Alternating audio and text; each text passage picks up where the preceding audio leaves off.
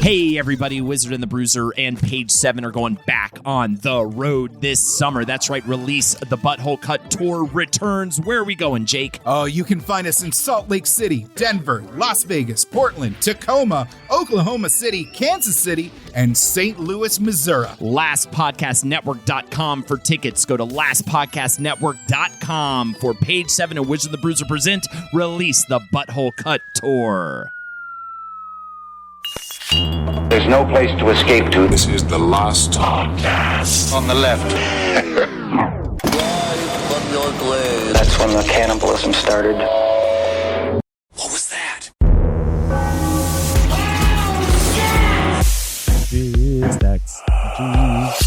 Okay.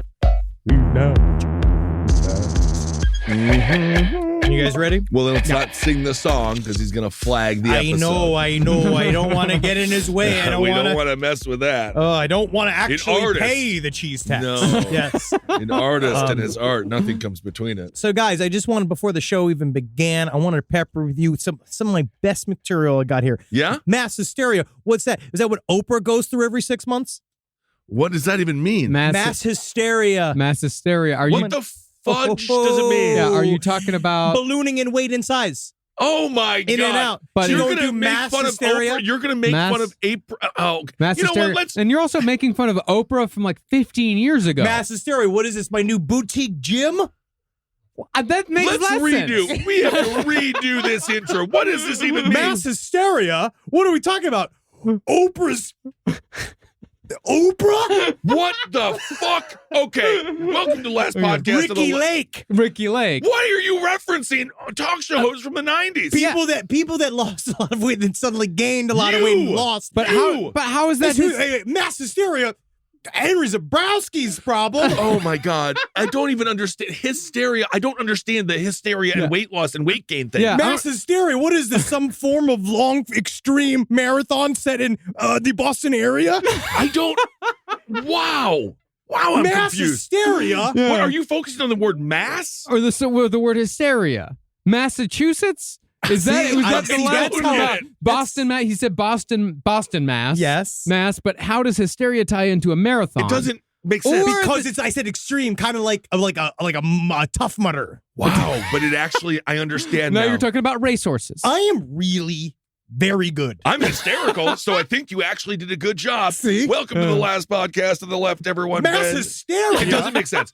Ben hanging out with Marcus and Henry. Today's episode, I bet you figured it out. It's not about weight gain, weight loss amongst celebrities of the 90s. It's about mass hysteria through time. Now, we've talked about a fair amount of mass hysterias here on Last Podcast, from larger scale, long-lasting, consequential movements like the Salem witch trials to smaller, cryptid outbreaks like the Spring-Heeled Jack saga. Away we go. Oh. Most hysterias, however, like those surrounding the nuns of Loudun, lie somewhere in between historically significant and a merely curious set of incidents. I will say a lot of mass hysterias, maybe it's got to do with even the name itself. It really does have a lot to do with tits. You think so? Well, there was Spring Hill Jack was all about like squeaking and bouncing, Yes. right? Which is frowned upon. these Of days, course. you know? And I think it was then as well. And there was other breast-centered hysterias. There was a belly hysteria. Mm-hmm. the belly dancing hysteria of the 1920s. We just don't know. Well, these hysterias lie in the realm where the mental and physical faculties that keep us tethered to the earth temporarily break for reasons science does not fully understand. There are certain things that science can't understand. Like the inner workings of... The female mind, is that what you want to say? I'm very hungover from the 419 show. I took a lot of edibles last night. Yeah. 60 edibles. I woke up still stoned. You were all just Wow. NPCs to me. I watched That's him what house, happened. I watched him house these enormous edibles and then house 3 more after that. And how was the show? The show was great. I just don't know what Wow. happened afterwards. Got you. Well, I talked a lot. And I don't really remember a heck of a lot that I said. I do remember him saying that he was scared a lot. I Okay. did. I felt like scared but pleasant. Okay, mass hysteria. And so today, we're going to explore two kinds of mass hysterias. There is, of course, collective delusions, in which a large group of people succumb to a certain false rumor or assertion, then turn that rumor into an accepted reality that thereafter causes panic or aggressive behavior. January 6th, 2021 would be a prime example. I think even a better example, Richard Gere's asshole. At no point was there a gerbil, a hamster inside Richard Gere's ass. I did think about that. I also thought about the Troy Aikman getting his stomach pumped for cum rumor. That was real. That was also real. However, it did not result in aggressive behavior or panic. I don't know. We can ask Richard Gere. Oh, yeah. Because I guarantee you people are like, what's in there? What's in there, Richie? You know what that's called? What? Ass hysteria. Curious. More fascinating, however, is the idea of mass psychogenic illness, where people actually become afflicted with an illness or they suffer from the symptoms of an illness without any pathogen or catalyst other than social and cultural influences. Ooh, this would be like mass exorcisms, things of that nature, perhaps? Linsanity. Linsanity, Jeremy Lin. Good reference. Deep New York City deep cut. Nice. Wow, that's pretty good. Linsanity was the man. You only remember that from New York Post covers, don't you? Yep. He did it. You know what flea causes? Bass hysteria. Base hysteria. Base hysteria. Real good. Wow. We got it fucking. You should have stopped him yesterday from eating all these edibles, Marcus. He ate it real fast. It was, He like must it was have. like a dog eating a fucking piece of chocolate man. on the floor. You want to just grab it from him and you can't. late. It's too late. Wow. And then I have astigmatism. Wow. And so the lights from the crowd, like they were getting super glary and it looked like I Yeah. was talking to fairies. Cool. All right. What a show. Well, epidemic hysteria, as it's called, it is a somatic disorder, meaning it's a mental disorder in which an individual has actual physical symptoms, but without the medical condition that is associated with those symptoms. Havana syndrome. Yeah. It is interesting, though, because if you're feeling the effects of something that even if you don't have it, you kind of have it. Well, it's true. Again, it's like, do you think a thing or are you the thing? Yeah. For example, one might vomit uncontrollably. They might sleep very little. They might suffer from night sweats. They might deal with constant fatigue, which, if you look it up on the internet, Makes you a podcaster. if you look it up on the internet, you're going to see lymphoma. Sure. But when you go- because you looked it up on the internet. Yeah, but Which even- is like a catastrophe Yeah, machine. but you're showing all of the symptoms of having lymphoma. Right. But when you go to a doctor, he says, there's no lymphoma. Who fucking knows what's wrong with you? And then the doctor goes back and makes fun of you with all the nurses. Yeah. Right. They do that. Now, I'll say from experience that most of the time when a doctor shrugs and give a diagnosis of, oh, you're just stressed, that's the sign of a lazy, baffled, or, to be fair, overworked doctor. Inserting his own vicious, vile hate of doctors. It's about creating his own narrative and sticking to it. I like it. But overdiagnosed or not, somatic illnesses are very real, and nowhere are they more on stark display than during hysterical epidemics. Great time for comedy. Mass hysteria is sometimes when you're trapped in an elevator and you can't get out. That would be. Yeah. That would be scary. But how's that mass? Too big.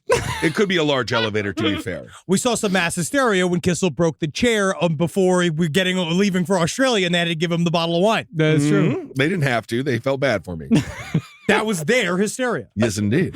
Well, in a physical sense, the symptoms shown during these epidemics have no plausible organic basis. The symptoms are transient and benign, and they show a mysteriously rapid onset and recovery. They're also a lot of times highly unusual. Yeah. They're very strange, very specific. We don't know where the hell they're coming from. You kind of wonder, like, how'd y'all get the same idea at the same time? Mhm. Right. And it's because we are all connected via a series of mitochondria, right? Like, let's get into this. Our mitochondria actually are little, like, 5G little portals inside of our brains that broadcast to each other. Our pituitary gland, it's like a drain, right? A drain for all of your thoughts to run through into the back of my head, which I call the yard. Well, and the yard that's is where all good. the other thoughts are. Okay. Well, absolutely. And that's why good improv can exist.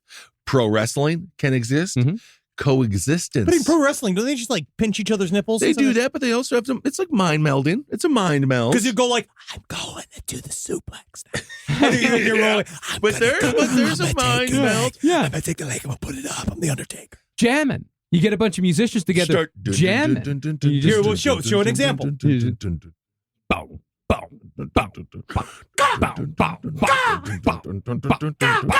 Wow. There's a crow in the room. That's crazy. Well, socially, these hysterias. That's really good. It's hard to come out of a jam that fast. It's hard. It's like That's a whiplash. whiplash. Yeah, that's tough. Wow, we're like the string cheese incident. Well, socially, these hysterias most often occur in segregated groups where anxiety is high. Places like Salem, Massachusetts in the 17th century. Oh, yeah. As in Salem, the symptoms are spread through communication, whether it be seeing the symptoms or simply hearing about the symptoms, which is how the witch menace spread across Massachusetts. Remember, it wasn't just Salem. Hey, excuse me, all. I think I heard some symptoms in here. Yes, indeed. The witch menace is around. Most interestingly, I think, when it comes to humans being tribal primates at the end of the day, the spread often, but not always, moves down the age scale, starting with older, higher status people and moving down. QAnon, for example, didn't truly take hold until older people in power started talking about it and giving it credence. Well, because then we're getting some kind of confirmation from somebody that might know, and then you don't realize that actually a hot dog vendor can be elected to the House of Representatives if they have enough. Like, that's what I'm saying. And so it just kind of shows, anybody could be in the government. Yeah. Anybody at all. Which is the point, is it not? Is it not? You have to sell your soul a little bit. Oh, of course. Certain things. And You have to sell your soul to do fucking anything, man. Yeah. You do. How do you have to sell your soul to become that hot dog vendor in the first place? First of all, you're part of Big Nitrate. You're definitely big nitrate. You can't like pigs. Your family might as well be dead because you're working all the time. Most of the time, you're sending money home to someplace else. Yeah. Or you're a niche, like gourmet hot dog guy. Sure. But then you're that past is- vendor. Now you're not a vendor. Yeah. And also, let's not be too fancy with it. It's a hot dog. Let's have fun with it. Oh, yeah. Now, since But you could be a vegan and you're forced to sell hot dogs because you need to make money. vegan hot dogs. No, you would sell meat hot dogs, but you are a vegan. Oh. That would be a conflict of interest. That's what I'm saying. Thank you both for answering my question so It is succinctly so- and People do intellectually. compromise. It's They compromise. incredible how much selling out happens at all times. You have to do it sometimes. Now, since hysterical epidemics are a social affliction, the cure partly comes from removing the afflicted from the social element. The area in which the hysteria is occurring must be quarantined, and individuals experiencing the symptoms have to be separated. That's why you take Facebook away from mom and dad when they get too crazy with it. Yes. Please. But again, in Salem, the failure to do this is what made the whole tragedy worse. By keeping the afflicted girls together during the witch examinations, authorities were exacerbating the physical and mental symptoms, which made the infernal tortures appear to be all too real. Now, had those girls been separated, or better yet, removed from the courtroom altogether, then there's little doubt that the hysteria would have reached the fever pitch that it did, where so many people needlessly died. If a couple of more clever town leaders could have taken all of those twitching women down to the river and said, hey, I know you guys got a lot of energy out here. Everybody's let's work this out. First of all, let's get you out of these coarse clothes. You want to open up a strip club. And then, like, first of You all, want to open up a witchy strip club, which, yes, does sound fantastic. It does. Yes, let's just begin a goth dance naked night. What about now. let him go to school? Oh, That might be good. that's already proved to be difficult. But to that point, there's really no way to prevent mass sociogenic illness because it is difficult for humans to recognize when it's actually happening. To wit, hysterias almost always occur as an outcropping of the cultural anxieties of the era and location in which they occur. One day, I'd love to talk to an expert in this field. There's very few. That's the problem, is that there actually aren't experts in this field. It's very difficult to put together because, like, how do you put this? Each man is an island in their own way, right? Like your computer Kind now. of. Like, Sure. now we've made algorithms be an exteriorization of our, like, little windows into the world. That the fact that you don't know, most people don't know that what they see on their computer is actually different than what other people say on their computer. And so they're creating their own, like, echo chamber inside their own head. But then your own brain is also very dedicated in keeping you locked into your own perspective. Yeah. It's very difficult. Like, empathy It is a is. learned skill, I think. Like, you have to figure out that other people view things from other angles and have things outside of them that are factors to create who they are. And it's something like this shows that, like, it's kind of a flaw in our consciousness. Oh, yeah. That we can get locked onto a thing, and it really would take your whole life bottoming out for you to understand that you've been incorrect. Yeah. Or do you just take the pill and stay in the Matrix. Sure, and because then you're just like, sweet, I love it. We talked about with QAnon that it's all like it's about the friends you made along the way. January 6th was just more of a fun afternoon for a lot of these guys because they did not understand really kind of what they were in the middle of, that they were volunteering to be a part of. Yeah. Well, some definitely did. Oh, yeah. Yeah, some. Came heavily armed. Oh, yeah. Well, they were taking it to the next step. They were taking it really seriously. And some of them were heavy in the arms, but most of them were heavy in the middle part of the body. I saw a lot of that. A lot of butts. Mass hysteria. There we go. Well, as I just said, even though mass hysteria is used to explain away all manner of events, whether it be, the aforementioned January 6th. It's very much like a swamp gas. Yeah, UFOs. It's also used to explain that away. It's used to explain away Mothman, any sort of cryptid sighting, any sort of flap. Flaps are usually ascribed to mass hysteria. All the time. Yeah. All right. Studies on the phenomenon are few, and experts in the field are scant. What we do know is that there are typically two forms of epidemic hysteria. The first is seemingly more common, mass anxiety hysteria. It's basically societal paranoia, and one can use it to explain pretty much every satanic panic in history, from QAnon to the devil cult accusations leveled at North American daycares in the early 90s. Yeah, because they're feeling this paranoia. Times are tight, right? Things are intense in the country, and so that kind of feeds some kind of inner mechanism. But again, we don't know what the hell it is. Not to mention the cover of the Ghoulies. How many people think that Ghoulies are in their toilets to this day? Simply because of that cover. That's why. What's the name of that kitty litter we've been working with? They have been my savior. I think it's Cat. Well, Pretty Litter? Pretty Litter. It's been so good to just let loose in a bucket of Pretty Litter because, again, no ghoulies. No ghoulies. Because I can check the bottom of it. This toilet's ghoulie free, trust me. Uh-oh. Now it's ghoulie full. No, that ain't right. Mass hysteria.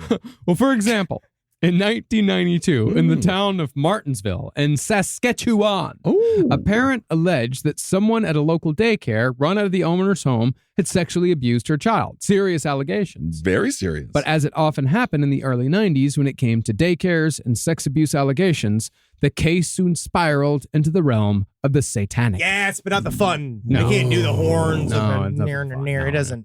It's not fun. It's here. not. This isn't fun. No.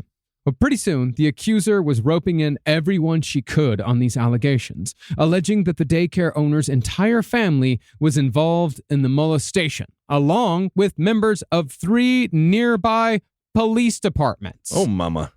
Allegedly, they all belonged to a devil-worshipping cult called the Brotherhood of the Ram, who specialized in drugging, beating, and sodomizing children. That's the only thing I don't like. That's good. Those are strong principles, Henry. Yes, they did it. They took them out of the daycare and brought them to a quote-unquote devil church. That's not good. It's just, again, it's very difficult to get real estate. I don't think you guys understand that. It is. Now, never mind that there wasn't a shred of physical evidence for these insane allegations. About 100 charges were soon filed against over a dozen people. Wow. And the local papers were reporting that 30 children had been sexually abused before they'd been locked in freezers and forced to drink the blood of cult members. Well, that's not good. That's not. That's what I would say if I was there right now. Go back. Whoop, whoop, whoop, Ben Kissel, my age. I read the paper and say, well, that's not, honey. This ain't good. I can see you there in the devil church as they're molesting and bleeding all the children. You'd be like, hey, guys, let's think about this a second time. That's not good. Well, so intense was the fear felt by this small town that when a local priest called the police station one night to tell them that a horde of murderous devil worshippers were on their way at that very moment, the police chief took him seriously. So all of the dudes in the police department, they brought up their shotguns. They set up barricades. It's very nothing interesting. happened. But nothing happened, Of huh? course. Yes. Nothing happened because there were no Satanists. But There was what if never... something did happen? What if it did? Be prepared. Yes, but that's why January 6th, I kind of say, whatever with it. It's weird. There are things that are weird within it because what you saw was that there was a mass hysteria moment building, and then there were architects on top that obviously saw benefits from what this could all do. And I do believe it was on all sides where they were like, how do we spin this entire event? And that's why they walked in, they didn't know what to do. There were like doors let open for them. It's a bunch of sketchy shit inside of that. Well, all of that stuff was, that was them trying to get the. Anyway, I don't want to talk about gender. But you know what I mean? It's something like this where these things blow up because there are people in various influential spots that watch these things build and they think, how do we benefit from this wave? Yeah. But there was a lot. The reason that they were being escorted around is because they were trying to get them away from all the politicians. Yeah. Yeah, Because I know. then it would- yeah. But then that's when it's a long. It's a whole. It was a whole day. It's a whole It was a day. day. No, I remember. It was America's big day. It was Definitely. America's big day. Yeah. It was, yeah, it I'm was not America's- even doing July 4th anymore. America's I'm Day only Out. doing Jan 6.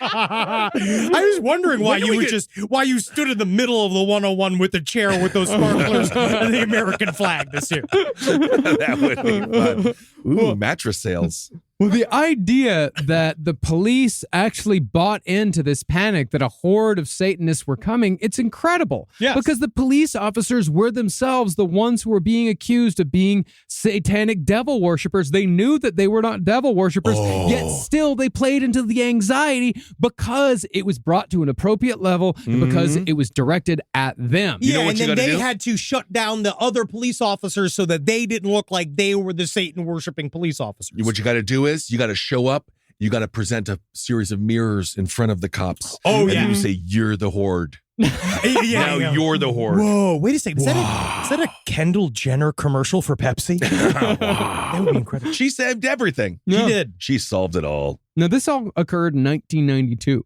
but it took until the early 2000s for the people who were charged to get any sort of compensation. The Wow. daycare owner's son, he did time for He did? molestation. He went to jail. Oh, that's the worst thing to go to jail for. And he is innocent. Well, I mean, it's widely believed that he's innocent. He never appealed his conviction, which no one really can figure out why, but it's Right. widely accepted that, yeah, everyone was innocent of all charges. He just happened to go down for it. But then you either Yikes. don't got no money no more, Mhm. right? Or you're just so beaten down and destroyed. Yeah. Oh, by my it. goodness. Yeah. Or there was a bunch of other molestations that you did, and then you just got, You got caught on caught. the bad one. And now you know that. So in jail, everybody's maybe believing that you're innocent because you're like, I all I like is MILFs. Like he goes up to the lunch lady in the Just prison. He MILFs. goes like, oh, I wish I could give those a squeeze. And they're Yeah. all like, there's no way Jerry's a child molester. And then Right. you don't know that actually you are guilty of a bunch of child molesting, just not the one that you're in jail for. Fantastic idea. I don't know if there's lunch ladies in prison. What? But it is also possible. There's no lunch ladies in prison? There's with other lunch prisoners. There's lunch people. Yes. There's no, yeah. they don't. Yeah, remember, but there's lunch men. Remember, John Wayne Gacy was a lunch man. Yeah, I do. Yes. But it is also possible, as we see with false confessions, that you can almost be a victim of mass hysteria yourself You can. and actually trick yourself into thinking that you did something wrong. We'll get into a prime which is example of that very here in a interesting. minute. That's a strange human conundrum. Well, once the rest of the defendants in the McMartinsville trial had the advantage of years and distance, the courts easily saw that the accusations were so far beyond reason that monetary compensation to the tune of millions of dollars was handed over, or millions of Canadian dollars. My question is, how much time would you serve for $10 million?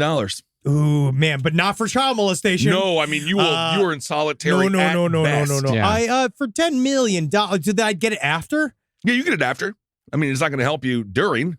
Man, What are you I going to don't, spend it on?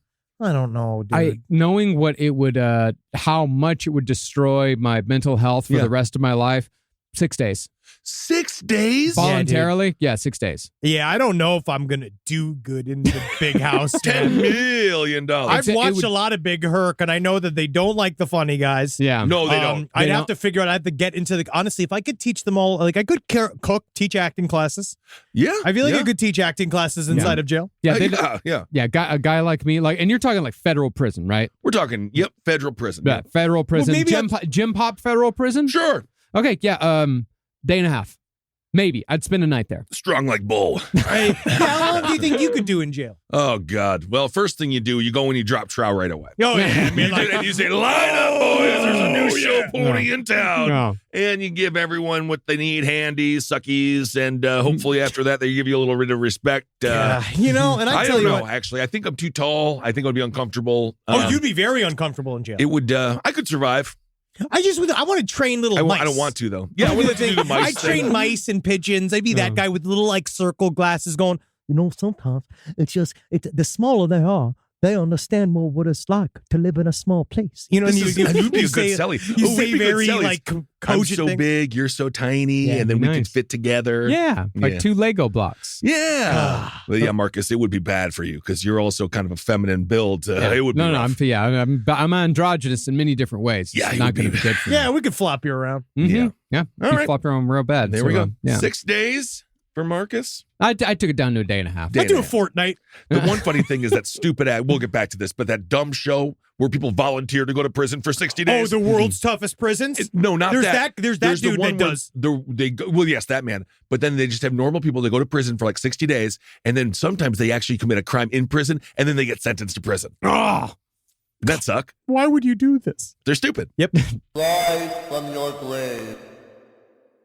Well, while the mass anxiety scares are certainly more consequential in the societal sense, the more interesting and mysterious of the two kinds of epidemic hysterias is mass motor hysteria. Whoa, what's that? F1. Nice. Jethro Tull. No, it's like deep purple. Mass motor hysteria. This is off the rails today. Space trucking. Wow. Burner. Godzilla. Does this episode come with an edible? I swear to God. I'm just getting into the 420 spirit. I haven't smoked weed in years, but hey, man, it's like Christmas. You got to get into it. Because I put it in your water. Yeah. You're Yeah. gonna have a mental breakdown. Well, in the, Please, God. and yeah, I know Godzilla was Blue Oyster Cult, so don't give me any shit. It's too late. No one's caring. No one cares. No one knew. No one knows. Well, in this condition, in mass motor hysteria, a slow accumulation of pent-up stress within a bad social scene can eventually result in dissociation, histrionics, and alterations to psychomotor activity. Yeah. Oh. People shake, twitch, contort, and contract, which is pretty much what people do when they're supposedly possessed by the devil. This actually, I've seen this. Now, when you mention all of this, it reminds me of evangelical Oh, sure. Oh, yeah. uproots. Yeah. Where But when do you I was not growing up, believe we've talked about this? So do you not think that like it's mostly voluntary though? Like that it's not People get involuntary? because you also you get called up in front of the pastor, right? And then you get the laying on by hands, Yeah. and you have to do something. It's societal pressure. But also it's I just do the robot.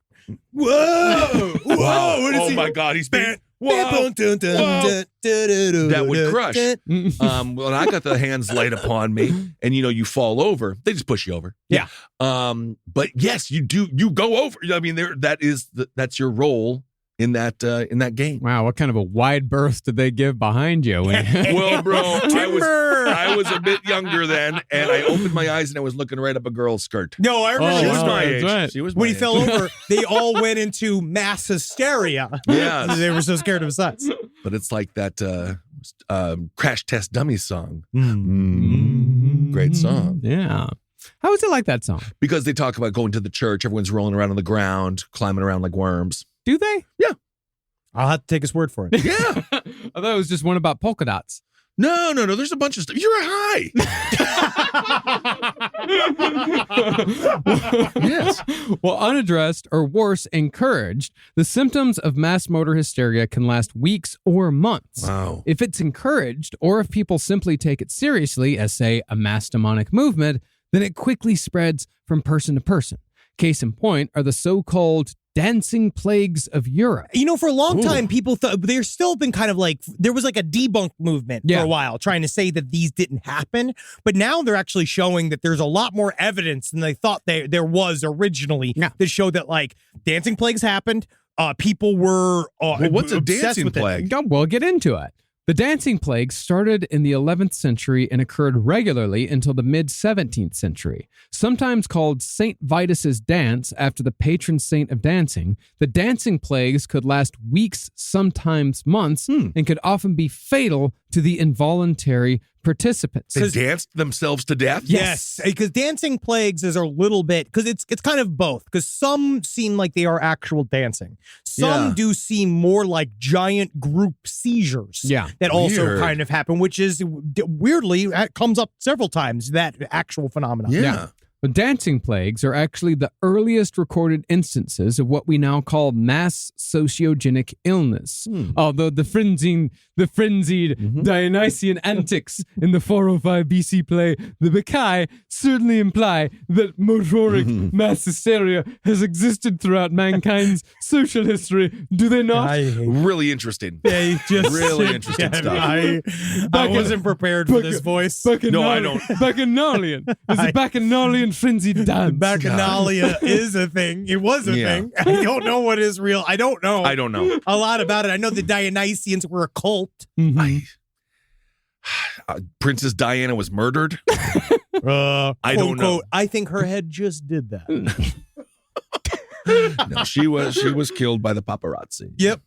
By us, almost in a way. Isn't that true? By our attention. Isn't that a fact? First person in history murdered by photography. Indeed. Except for many Amish. Oh. That's why they're so scared of it.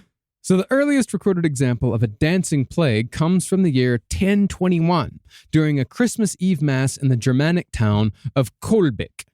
That evening, the priest was interrupted by 18 people dancing with wild abandon, making noise outside the church.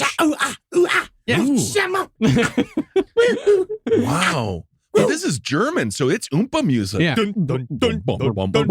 Well, actually, when do you think polka music began? Well, polka music is not German. Yeah. That's Polish. Czech. I'm talking Oompa music. What do you mean polka music's not fucking German? They're all the same. No, polka music. It's Polish. Yeah, it's Polish and Czech. It's Eastern European. That's your people. Yeah. Yeah, and when you mix polka with traditional Latin American... It becomes mariachi music. It becomes Tejano. Oh, cool. No, not mariachi. It becomes Tejano. Nice. What's the difference? Texas Tornadoes, they're Tejano. Wow, I'm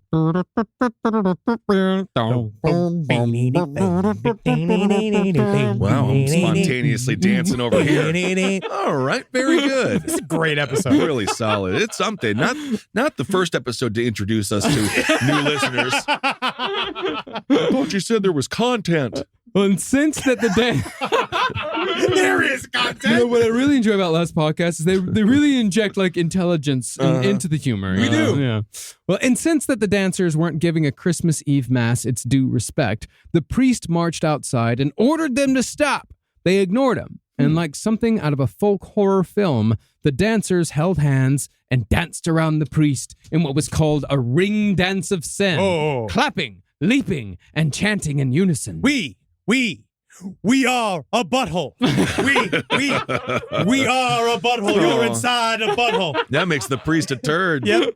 Well, according to a local chronicler, the priest was so enraged that he cursed the dancers to dance for an entire year as punishment for their quote-unquote outrageous levity. Well, if you're going to be out there making a show out of something that's not a show, then you better be dancing for the rest of the goddamn year. All right. This is the smoke a whole pack of cigarettes, see if you get sick. Reportedly, the people believed enough in the priest's power where it actually worked. Wow. And it wasn't until the following Christmas that the dancers stopped. They must have been tired.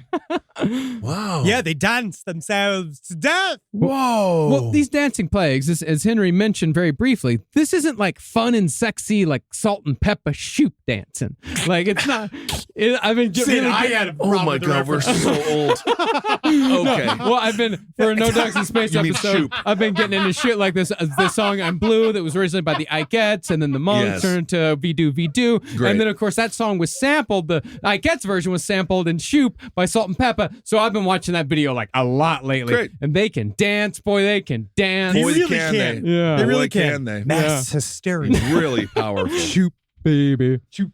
We got to see them perform during the daylight at the Comedy Central Comedy Festival because it was all wrong and the musicians performed before comedy. I tell you what, man, Chili will always be my girl. Yeah. It's TLC. Yeah, that is TLC. The two different groups. Yeah. Wow. That is that's so what- unbelievable. Because the whole thing about Salt and Pepper is that one of them is It's named unbelievable. Salt and the other one is named Pepper. We- And then there's Ground to a Spinderella. And there's fucking fucking Spinderella. I just got So it. don't- We gotta go. I have to go. Also, everyone's favorite was Left Eye. It's I know, I like wrong. Left Eye too, but I was sexually attracted to Chili. Yeah, but Left Eye, well, they're all hot. I like so. Chili. She was the one with the long hair, Yeah, right? I like Chili. yeah. And then like the tall one from Salt and Pepper. They're all hot. Yeah, they're all very They attractive. really are.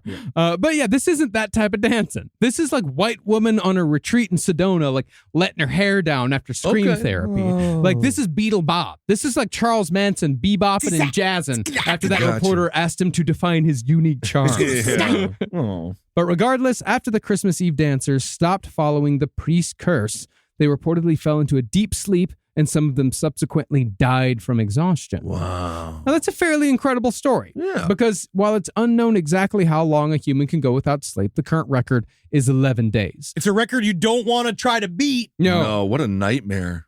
Perhaps the dancers continued twitching during sleeping hours and began the boogie anew upon their next awakening. Well, have you heard about fatal insomnia? Yeah, where you die from insomnia? It's a really fun, like, God, if you what a have horrible way to die. If you have problems with, like, intrusive thoughts or, like, kind of like any form of hypochondria, like, it's like the most frightening thing that you've ever heard because it just happens. They don't know why it happens. You just stop being able to go to sleep, and then you go insane to death. I would imagine. And that it you just do. happens. That's fucking horrible. Isn't that great? There has So to be a way here you go. Run with that. Yeah. There has okay, to be cool. a way to get someone to go to sleep. Well, they have to put you out for a while. They try to do it with anesthesia. It doesn't really work because you don't really So sleep the in brain is anesthesia. just like, we don't sleep anymore. Yes. Mhm. Wow. What a trip. So Hey, it's why? I bet you there's something. I feel like all of this is kind of weirdly connected in a way. It I does think feel that like it. that and Locked In. Oh, Those are Locked two, In like, syndrome. those are very scary. No. Always Blink, kill me. kill me. Blink, Always kill kill me. me. Both Yeah, of yeah. you know. Oh, yeah. Yeah, of course. I mean, we'll make fun of you a bunch first. Yeah. Sure. Yeah. First, And we'll get do all- some content out of it. Yep. Use the body, film the roast. Henry, we're roasting Henry's corpse, Uh-huh. and then that's it. 18 months. That's great. And then we'll... Yeah, But, you sure. know, Yeah, then it's whatever you over. could drain out of it. Great. Yeah. Well, regardless of logistics, we know that if this story is exaggerated, it's only exaggerated a bit because dancing plagues continued for centuries, specifically in Germany. Now, people tend to dismiss stories of dancing plagues pretty much just because it sounds fucking stupid. Yeah. It sounds Right. ridiculous. But a lot of these epidemics were recorded by reliable sources, and they're corroborated by multiple chroniclers who were otherwise trusted in everything else they wrote. Weird. It's really strange. In the German town of Erfurt in 1247, 200 people were said to have danced on a bridge until it collapsed, drowning them all. And people I are can like, see that. TikTok's the problem. It's literally, they've been doing this ever since. That is just called planking. Yeah. Well, that actually is interesting as well. I don't know if we cover it, but the Brooklyn Bridge, when it first opened, the mass hysteria, someone's like, it's going down. And then Yeah. a bunch of people got trampled to death. Mhm. I'm not sure if that really is. It's kind of mass hysteria. is. It's Because it very- wasn't going down. Or mass panic. Mass panic. Yeah. Well, in the next century, thousands of people in the Germanic lands of the Low Countries gathered and danced for weeks while screaming that they were having terrible visions and pleading in great pain for Wow. monks and priests to save their souls. About 30 or 40 years after that, monks in the city of Trier recorded that masses of hallucinating dancers hopped and leaped for 6 months. That's not seizures. That's something totally different. Something else. Yeah, and some of them even, in fact, died after they landed badly. They Too landed much bad. hopping. They broke their ribs. Some of them broke their loins, which This I is- think they mean their hips, I like mean, old people. They're still cover the- German. They're still German at the end of the day. Yeah. We're not a jumping people. No. You're a kicking people. A kick. Well, Yeah, you're marching people. marching, sure. Yeah. What about Detlef Schrempf? Yes, but more of a shooter. Not much deadlift. But there's been Dirk, perhaps. Nowitzki? Yeah. And so it went, at least once a century. In Strasbourg, in the summer of 1518, 400 people were caught in a dancing plague so uncontrollable that they danced themselves to death. Jeez. Yeah, knowing all the while that sunstroke would kill them if they did not stop. People are dropping dead at their feet, and they're not stopping. Yeah, how about that, Coachella? How about that? God, we're just fucking so old. Yeah, Coachella. Oh, that lineup is garbage. It's not for us. No, it's not. Oh, I love Tribbett and Mr. Bankel, and I think it's Stank Pink. Yeah. Stank Pink is one of my favorite violent. God. Hyperpop. There we go. Really good. Now, the city of Strasbourg tried getting proactive with their dancing plague and therefore constructed a special stage in the heart of the city. Making content. Yeah, why not? If they're going to be dancing anyway, put them on stage. The dancers were herded to the stage where they could ostensibly, I think the logic was like, let them get it out of their system. Yeah, Let they them want perform. attention so much. Yeah. And you know what happens when Germans let it get out when they get it out of their system. That's going to be great. Really let loose what's Let inside the German. loose. Yeah. Eventually, the city even hired professional dancers and musicians to accompany the people in the dancing trances, either to give the dancers a structure or to just make them visually less unsettling. There was a dude that Whoa. watched this at some point. He was like, this needs choreography. Like, he's watching this whole, he's like, hey, we're doing this all wrong. Like, he arrived and he was just like, we need to put up a backdrop. We got to put up some lights. This We need is a music. strangely sympathetic approach. It really is, Because yeah. they're like, let's help them out. Now there's a reason to Now dance. they're definitely, Yeah. well, they're not dancing a beat. Yeah. No, But well, They're that's not. fine. But at least it's not them dancing in silence and you just hear the of the feet, which and is don't forget the bones cracking. Yeah. Oh yeah, the bones slowly cracking. The bones slowly cracking. Of course. Ooh, that would be horrible to dance your fucking ankles break. And Yeah. Oh, It happened. Oh, yeah. Like they, Like doing the Michael Jackson scream. but of course, once the professional dancers began dancing with the sick ones, the professional dancers also got caught in the epidemic, even though they would try their hardest not to. It's really strange. Yeah. very weird. Now, it's been wrongly theorized that every single one of these dancing plagues were a result of ergot poisoning. Ergot poisoning. I mean, because they're ergot poisoning. Once they figured out that ergot does that, they're all like, every single historian was like, let's sprinkle some ergot on it. Yeah. Well, I mean, does it have anything to do with it? No, but Okay. it doesn't wash because when you consider that people would dance for weeks or months on end without showing any other sign of ergot poisoning, such as puking or shitting yourself into a coma. You're also just seeing stuff. Yeah. This is the nature of how many times it's all everybody who talks about hallucinogens that has never done any. Yeah. Where they're all like, well, it makes you go crazy. We're like, mostly it just makes you see shit weird and you kind of just like ball up inside of yourself. I found the phrase that I find myself saying the most when doing hallucinogens is "uh-oh." Yeah. And it's yeah. In my mind, it's also very like, this makes sense. Or like, Yeah. I like these like, oh, of course that fucking pine cone would be there. Uh-oh. Like that says uh-oh. All right, let's whoa. but it's uh-oh in a good way. Or like, uh-oh, all right. I All right. mostly just sit down. Yeah. Mm-hmm. Gotta chill out.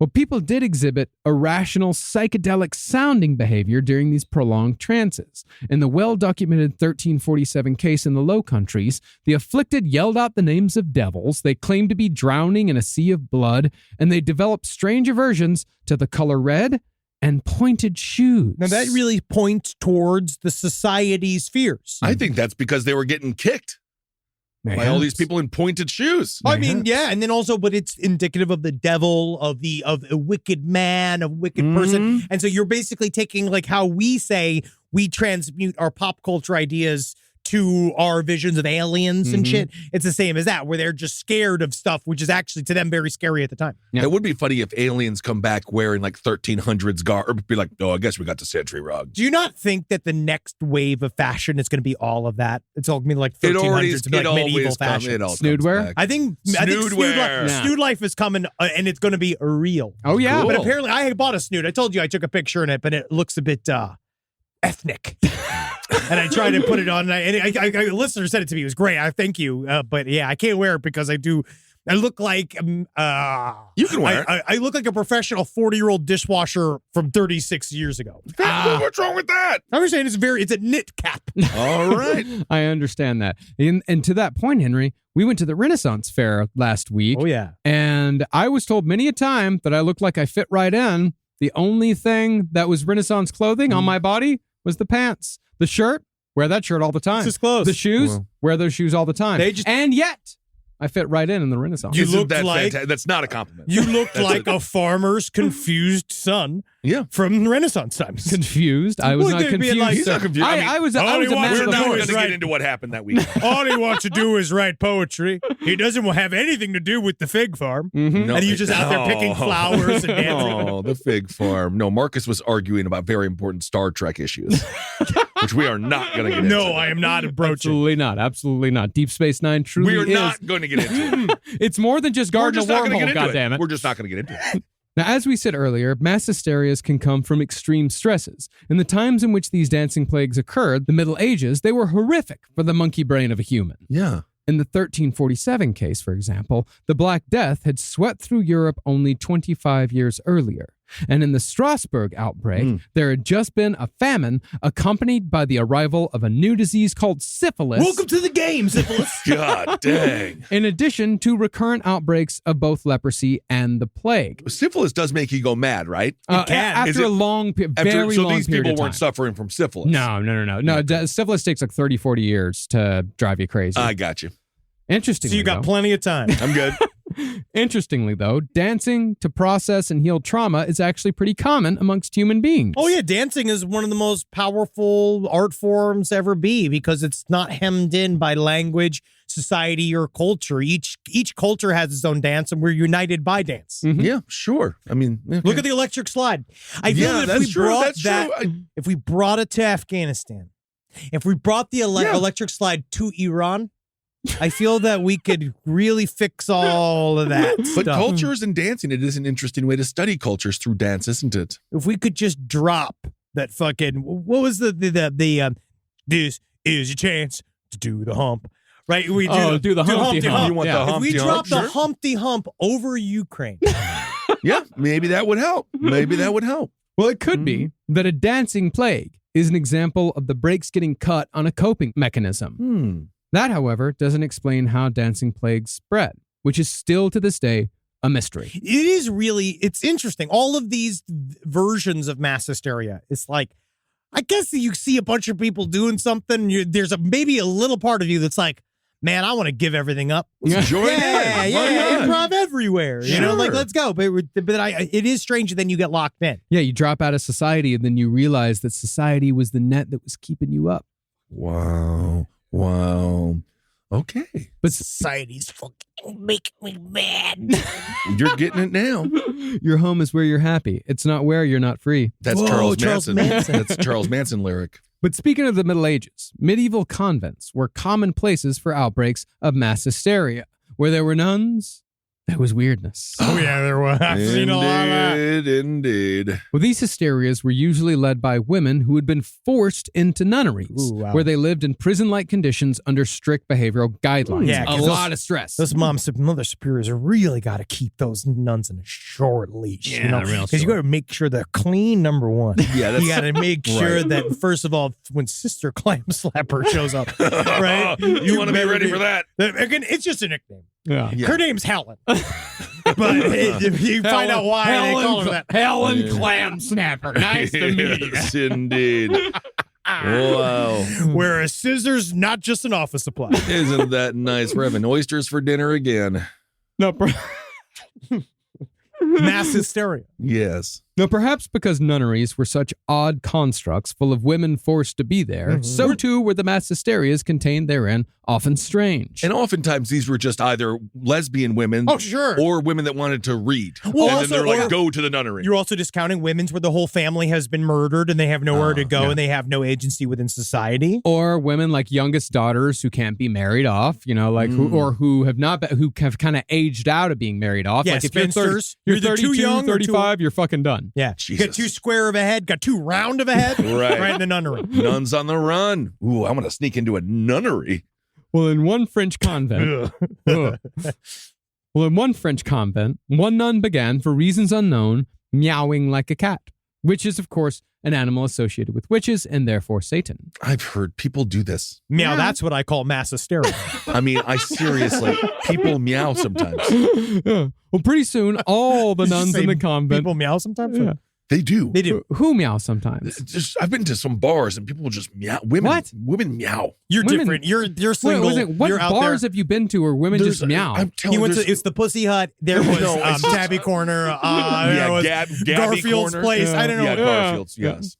Get the normal. Well, pretty soon, all the nuns in the convent were meowing like cats, eventually falling into a chorus of caterwauling for hours every day. Wow, weird. The meowing only stopped when local soldiers were ordered into the convent to whip and spank the nuns Oh, my. until the kittens quieted down. I think that Everyone was the point of the meowing.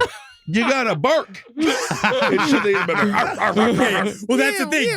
The soldiers are barking. Yeah, the soldiers are barking. They're This playing is cats not- and dogs. They're just trying to have sex with each other. Yeah, man. But mass hysterias amongst nuns could also spread from convent to convent. The meowing nuns, that was just one convent. For sure. And this happened simply by word of mouth, or should I say happened simply by word of mouth. In the 15th century, for example, nuns began biting each other in convents spread across France and the Germanic states. This is when Why? you really need Russell Crowe's The Pope's Exorcist to show up and fix this shit. Because this is really weird. Yes, his nuns just... Like, All right. They are, it turns a nunnery into more of a nomery. Yeah, because they're eating it there. They're nomming on it. But I mean, they're viciously biting each other. Wow, what a weird time to be a nun. Yeah. Before long, the biting nun thought virus had spread to Italy and the Netherlands, and no one could get the nuns to stop biting people, no matter how much they begged them to stop. Wow. When prayer failed as well, the church ordered mass exorcisms, and when that was a bust, they fell back on the old standbys of flogging and drowning. And Just honestly, get him a Peloton. yeah, they needed to be worked out. But once several nuns were flogged and or drowned, word spread to the other convents, and the biting miraculously stopped. Wow, weird. I wonder what did it. I wonder. I actually sometimes think if, go along and get along. Go You're biting. You're biting. I think there's. We We're talked a biting little now, bit, so we'll start biting. slightly in the Salem witch trials. We talked a little bit about the concept of, okay, I have no agency. I've been put into this thing. I'm in Right. society, not in my choice. It's not my choice to be here. I'm also in this nunnery. It's not my choice. And on some level, this aberrant behavior actually gives me power in You a have some situation. control Yes. over it. It's a rebellion. Yeah. Even though you're biting each other, and biting everyone, but it's still a Yeah. sort of rebellion. I don't know. I don't know if that's fully the cause. Yeah, but it does make sense. Sure. And that actually sort of makes sense a little bit with the very first dancing plague that we talked about. Yeah. They're rebelling against the church, and then the church Oh, yeah, now curses it's always, them. we're not dancing. Fuck you. Yeah. I'm always dancing. Always dancing. Rise from your grave. Now, throughout the Middle Ages, mass hysterias were often blamed on the devil. And our next story, the Milan poisoning, was no different. Now, as we know, the salad days of the Black Plague were in the 14th century. The appetizer course. I love it. But it persisted in Europe in occasional flare-ups until the 1800s. This, of course, caused much consternation whenever it occurred. And while many people usually blamed the Jewish folk when the plague came to town, another group shared the bill in the 17th century. Thank God. Was it movie reviewers? I just, the Jewish people. I mean, come on. You gotta leave them alone. Yeah, leave Gotta them leave 'em alone. alone. Not Of course leave 'em everything. alone. I mean, come on. Leave them alone. Well, in conjunction with the Salem hysteria just a few decades later, rumors were spreading across Europe in the early to mid 1600s that the plague was being spread by witches and witchcraft. And I do believe this is a mechanism of population control. And also saying that we don't like aberrant people in our society. We don't like the fringe people. And so anytime you see one, it's a new way to scapegoat anybody you may not like or may not like the cut of the jib of. Because now you can say oh, well, they're sneaking plague in. Everybody's so scared of plague that they're immediately going to react. Yeah. Well, you have no choice at that point because if you get the plague, you're going to die. So yeah, why take the chance? Why take the chance indeed? It was, of course, as we covered in the Black Plague, a lot of commerce was the reason for the spread. Well, and the best example of this rumor's consequences, and this story does actually have to do with commerce a bit. Milan was struck with a horrific plague in 1630, in which a quarter of the city's population was dead when the whole thing was said and done. A quarter. But at the height of the panic, the governor of Milan received word from King Philip IV of Spain.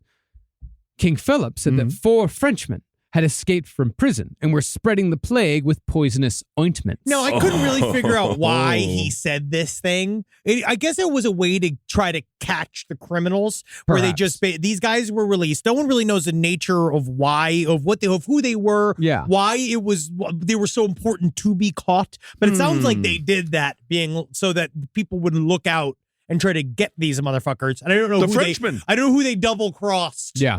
To experience this. Or what information they had about King Philip IV. Ooh, he did not like Fromage. My real name's Stanley. Oh, he's out of here. Well, the hysteria increased in May of 1630 when citizens in Milan reported seeing people placing poison ointments in a cathedral, just a little dab on the benches. Little tap will do ya. And this presumably is where witchcraft got mixed up into the story. An attack on the church. But while authorities found nothing in the cathedral, all the doors along the main street of Milan the next day were marked with a mysterious daub. This is really a mysterious interesting. what? Daub. Daub. A daub. Like, you know, like you get some Vaseline, get like a big jar of petroleum jelly and you put 2 fingers into it. Always. You got a daub. Hey, always. See, I always DeSantis it. I like to use my 3 fingers because you get more mass. He uses 3 fingers on the pudding? I think it's a 3 or a 2 finger. That's a 3 finger, man. He gives it what I call, this is called the dolphin. Yeah. Where you put the three in the middle go in, and then you got 2 fins on the other side. You got 2 fins in order to hold the pudding cup. Yeah, you so want to can do that. Pudding cups, so you're never without pudding in any chance. It's amazing the quick decline of that weird man. So fast. Yeah. But he has that leaked tape where he's like, when you're a celebrity, you can grab any pudding by the pussy. Now I'm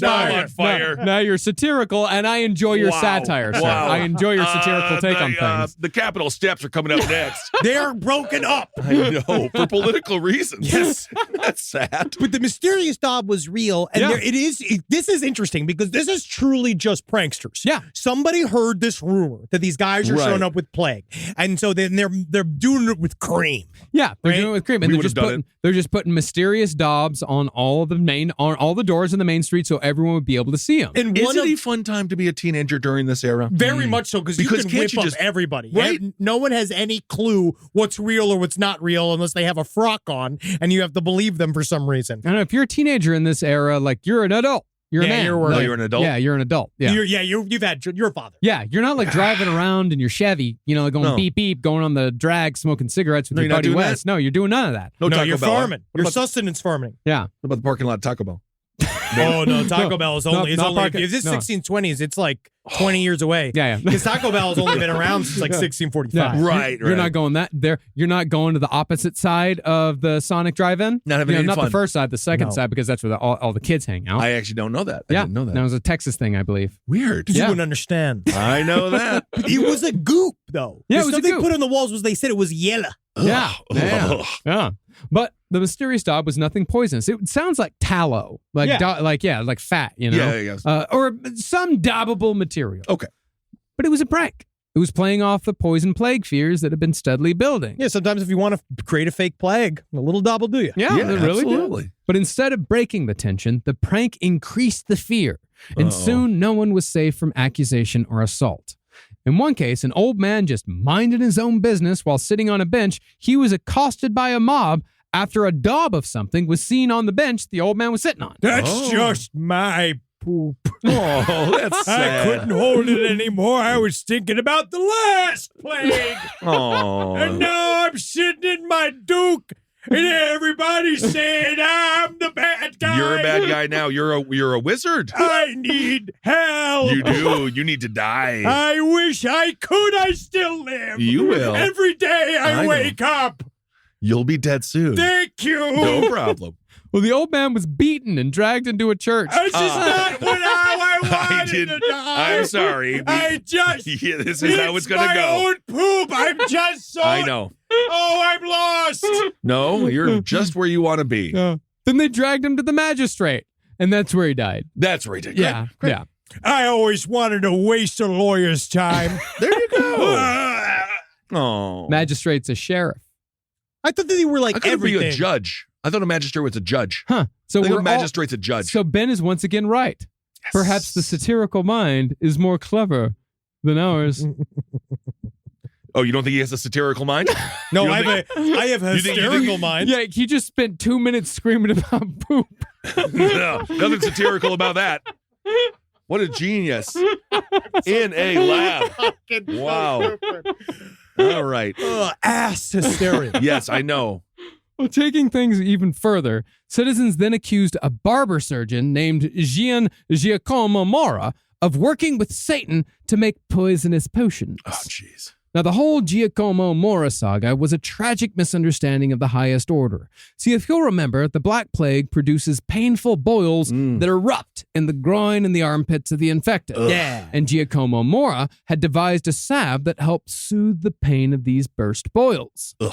Word of Mora's miracle ointment soon spread, and people began crowding his shop to buy a daub for themselves before he ran out. Naturally, many of those people were infected with the plague, so when they rubbed up against the uninfected in close quarters, the plague spread. It seems I have created more of a problem with my very helpful ointment. Yes. Which is why now that you have received the plague from being inside my establishment while trying to buy anti-plague formula, I've actually made plague-filled formula that should actually counteract the actual plague that's inside. I think we got ourselves a Robert F. Kennedy Jr. voter.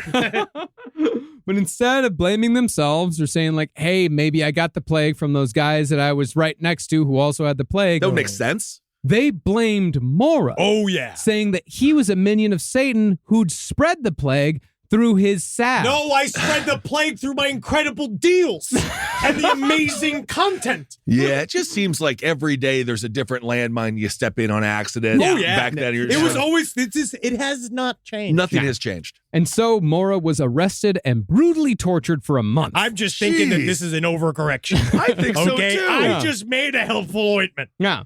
Well, they're also looking for people to blame. You know, people are like, the plague is going very poorly. You know, like 25% of the population is dead or dying. You know, people need a bit of a distraction. People like something to blame. They like something to talk about. Yeah, you know? I just, wow. Yeah, you get something. Yeah, it's not like it happens anymore. No, we beat that. We beat that. Yeah, totally beat that. But while being stretched on the rack, right around the time that his sinews began popping. I am sick of the ointment. I'll never make ointment again. Don't make it again. Mora not only confessed, but he began naming accomplices. Oh, yeah, buddy. You guys are fucked. Yeah. If I'm stretched out, dude. Oh, I know.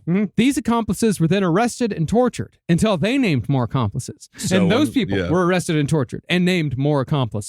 And so on and so forth down the line. It's not good.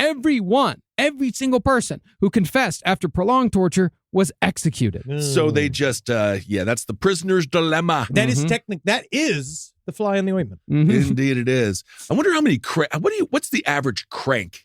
You get cranked like 5-6 times? Oh, no, for the rack? Yeah. No, you're talking about maybe 2 minutes. Yeah. 2 to 3 minutes. That's it? That's it. because your arms dislocate. Yeah, because it's really slow. Yeah. It's a very long, because you go. I don't think I've seen the rack at all the torture museums we've been to. We just did. Yeah, actually, did I see one? Like, I think of it like a big gear, and you go like, tukunk.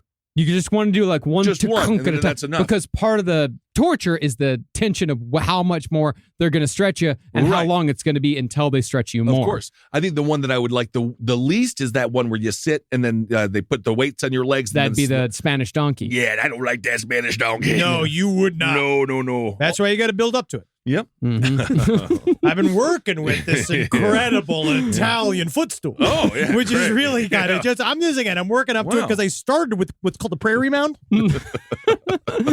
Well, Giacomo Mora's body itself was exhibited as a warning to other supposed poisoners because after he confessed, they broke him on the wheel. They put him on the wheel. They destroyed all of his joints, and he eventually died from that.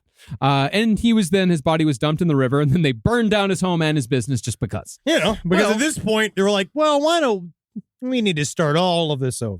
Right, yeah. Now, it was difficult to prove whether or not any poisonings had actually occurred because thousands of people were dropping dead of the plague in Milan every day. By August, it was said that 4,000 dead bodies were in the streets, just rotting. What a smell. August Italian sun. Oh, mama. But even so, people were so anxious about the plague that they began accusing themselves of associating with witches and sorcerers. They began going to authorities, turning themselves in, and then being executed. Jeez, it's weird. It was fucked up because I bet you getting executed's a lot nicer than dying of the fucking plague. It might be. I mean, I guess it is a form of suicide to just break the tension. You'd be like fuck it, yeah, it's me. Fucking chop my head off. Let's go. Yeah.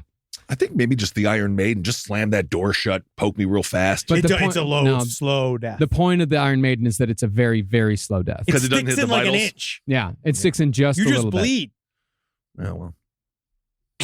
Sounds like I just told you the picnic was postponed. Yeah. That sucks. That's not good. I guess I have to get my hot dog someplace else. Now, if we stay in the realm of the devil for a moment, Let's head over to the city of Liège in France to an all-girls boarding school in 1639. Each one of these Mass Hysteria episodes sound pretty hot. It's an all-girls boarding school. They're like 10. Ugh. There you go. Yeah. Well, I'm sorry. Now Yes. I'm imagining I'm talking about if it was cast. Yeah, he's talking about 21-year-old. Yes, he's talking about an all-girls boarding school. Yes, 21 to 38. That's my goal. Yeah, yeah. That's fun. 35 and up. Looks like my MILF boarding school. I got to start an all Ooh, MILF a MILF boarding school is good. Yeah. That's Miss nice. MILF, you didn't get your homework in time. And then she starts yelling at you and debasing you, and you kind of feel bad. Yeah. Well, there, a French mystic named Antoinette Bouillon, who believed that she was chosen by God to restore the true Christianity, she became besieged by demonic visions. Upon visiting the school, Antoinette saw a swarm of little black angels flying around the heads of the schoolgirls, and she became so obsessed with the black imps that she began telling the schoolgirls that it was they who were the ones who were attracting the devils with their behavior, their sinful schoolgirl behavior. That was very similar to the Devil's Little Lidon. Very much so. Naturally, with an authority figure telling them that the devil was around always, that it was their fault, the girls also began to see the little black devils, and the whole school soon became obsessed with the devil. Well, it's just so much more fun to have a life where you're seeing all these little devils and you're mixing all your shit up. Because it's a very boring life. Yeah. You're in an old, dumb, is it like boarding boring? school. It sounds like everyone's No, dying. it's a life of drudgery. You're like cleaning the floors and listening to fake science and math and, it's all this shit until, of course, we're going to turn into a bunch of little devil girls. It's so much more fun. Yeah. Be careful for the weirdos out there. We are the weirdos, sir. God, just seeing you dresses. I see you dresses for Urgepol in my mind. I'll fly at you. Well, finally, one girl couldn't take it anymore and ran away from the school. She feared that she would become possessed. The staff, of course, caught up with her and returned her to the school. But when she got to the school, she said that the devil had taken her away. And then she, of course, confessed to being a witch and had been so since the age of 7. True, the old school version of a Nepo baby. Did they kill her?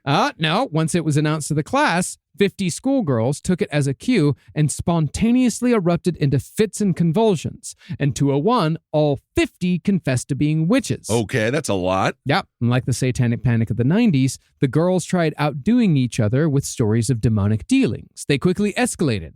Oh, yeah, we ride broomsticks. Okay, fine. Cool. Oh, yeah. We can go through keyholes. Like, wow, that's pretty interesting. Okay. Oh, yeah. We're attending demon meeting. Wow. Demon meeting. Very nice. Thank you. Did you not bring the soda water? Did you not bring the chips? Isn't it infernal how I lie? Oh, God damn it. I was just joking. Of course I brought the celts. Yes. And then finally, the feasting of baby flesh. Yay. Oh, my. Yeah, Come they on. pop up. That's how it always goes. Yeah. Always There's with the baby always eating. it always goes to baby eating constantly. Yeah, constantly. It's been that 1639. The baby eating has been around It's been long. for hundreds Ever. upon thousands of years. For a long time, and man, all I know is I'm hungry for some Comet pizza. I love it. Mm. But honestly, have you ever been to Bordy's? No, it is the only. Is it good? It's an abortionist slash Good. bowls. They just do bowls, and one of my favorite is just like they just put a whole slurry in there. It's just That's nice good. that at least it goes somewhere. That is nice. That is very appropriate. Yeah. And then you get some stem cells in the process, and you Great. look 2 Look weeks how younger. young I look. Yeah. Wow. Look how Wow. young That's I am. incredible. That is Yeah. Those incredible. edibles Beating back the really clock. they aged you fast. Well, incredibly, when the clergy and local authorities investigated these claims of witchcraft, riding brooms, eating babies, they found the confessions of these children to be valid. Oh, valid. All 50 schoolgirls were sentenced to be burned at the stake. Now that is just a lot of work. Oh, for me. yeah. I'm the executioner, guys. Also, just come on. how annoying would that be to get them all in there? You know what I mean? Well, Because they're all would you- yelling. Because these kids are already kind of loud. They're crazy. You know, the idea of getting them all ready to burn them at the stake and stuff. Do you do spread it amongst, once? No, you spread it amongst like 10 days. 5 girls a day. 5 girls a day, all but individual burnings. Yeah. Yeah, each one's got to be. No, No. You do it in a line. multiples? You do it in a line. Oh, God. Wow, they don't even get to be special. Yeah. I wouldn't want to do it. I wouldn't want to go that way either. It's honestly, it's crazy about how there's always been too many kids in the classroom. Well, thankfully, though, some of the more clear-headed adults stepped in and told authorities that the kids had gotten those ideas from crazy old Antoinette Bouillon, who is locally known as a mentally unstable person. Okay, yes, great. I'm your local crazy bitch. You got to have one. That's my whole thing. I love them. The children were thereafter set free, and the case was closed. Well, Case closed. But did they apologize? no. Why would They they? burned Back like in the 50 girls to No, death. they didn't We don't burn even. them. Oh, they we don't didn't- even no, they didn't burn apologize them. now. None of them. They told authorities, like, hey, they got these crazy ideas. Before the burnings. Yeah, the children, I just said the children were set free. I just said that. No, I know, but not all of I them. just said that. Okay. Fantastic. I wasn't sure if it was all of them or not all of them. The children were thereafter set free. But there was 50 total, so technically 10 still could have died. Guys, please stop. This is mass hysteria. This is mass It's catching hysteria. on. Rise from your grave. Now, earlier, we mentioned Spring-Heeled Jack as an example of a mass hysteria. Yes. But Jack was not the only London creature to cause a fuss. 30 years before Jack, in 1803, Londoners in the Hammersmith district were supposedly haunted by a glass-eyed, horned ghost dressed in white. Hello, boo and whatnot. I'm not a nerd. I'm dead. Boo and whatnot. Now, the rumors of sightings in Hammersmith very quickly turned into encounters. One man said that the ghost had risen from a grave and choked him, while rumors spread that 2 women had died of fright after they got spooked too hard by the Hammersmith Phantom. Dude, how many people do you think Ashton Kutcher could have killed if he would have kept on with that show Punked? He almost killed Frankie Muniz that one time. Oh, you did? That was funny. Yeah, now Frankie Muniz can't remember nothing. That was funny. But I actually have this is a witness encounter of the Hammersmith ghost. It's from Thomas Groom. I was going through the churchyard between 8 and 9 o'clock with my jacket under my arm, my hands in my pocket, when some person came from behind a tombstone, in which there were only 4 square in the yard behind me, and caught me fast by the throat with both hands and held me fast. My fellow servant, who was going on before, hearing me scuffling, asked what was the matter, and then, whatever it was, gave me a twist around, and when I saw nothing, I gave a bit of a push out with my fist and felt something soft, like a great coat. Weird. Okay, cool. Well, citizens armed themselves. And What are you going to do? Why is it? It's a ghost. It's really interesting. It's unclear. But it's very specific. This story is really interesting because people said that they saw a physical guy but dressed as a ghost. Okay. But they were kind of creeped out by this guy that they were like all trying to decide whether or not he was a physical thing or a ghost. And so, but he was touching people. So people were like, well, he's got to be physical. Yeah. This is very, very similar to, you remember the good old days of the clowns, the clown sightings in the UK and the GIMP costume dude. It was like 3 years ago. That's still around. The GIMP costume guy is still around. That was about 8, 9 years Oh, ago. was it 2016? There was the clown sightings. And it was because it's interesting because they never really fully got to the point where people were shooting these clowns. Not yet. But people were really Let's not freaked shoot out. the clowns. Let's not shoot them. Yeah. And so that's the You thing. hit them with a pie. Yeah, they're clowns. Yeah. Bullets in it. No. Well, that also wouldn't work. It wouldn't do anything. But yeah, but then you show them and you're like, hey, think about this next time. There's bullets. You spray them with the seltzer water, you throw a pie on them, and that's a clown's, that's how they feel shame. You just call CPS. Well, citizens armed themselves and patrolled the neighborhood to somehow apprehend or murder the ghost. But as it often goes when mass hysteria meets guns, tragedy struck when an armed citizen named Francis Smith happened upon a bricklayer named Thomas Millwood one night. Tragically, Thomas was dressed in white pants, a white shirt, and a white apron. That's the clothing of a bricklayer. And he was actually told by his family to not dress like this. Yeah. You're like, listen, do not do this. They're looking for a guy dressed all in white right now. And he was just like, I'm a bricklayer. That's what I do. This is the uniform of a bricklayer. He probably didn't have that many different clothes. Yeah, probably not. No, I think that he was you dressed like proud. a bricklayer. He was proud. Yeah. Well, mistaking Thomas Millwood for the ghost, Francis Smith got spooked and made a hamburger out of Millwood's face with the shotgun, killing him. Yep.